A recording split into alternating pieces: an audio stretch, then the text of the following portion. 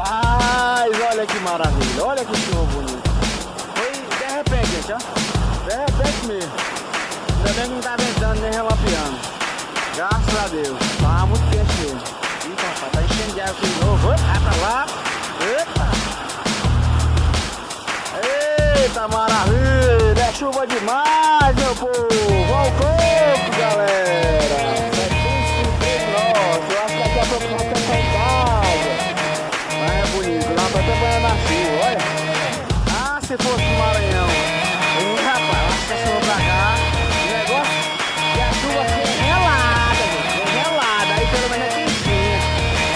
E a chuva é gelada. Olha. Eita. Obrigado. É isso. Sabadão. Tem pouca água, olha. Gelo é mato. Graças a Deus tem pouca água. Também tem muito gelo, né, gente? Isso aí. Eita.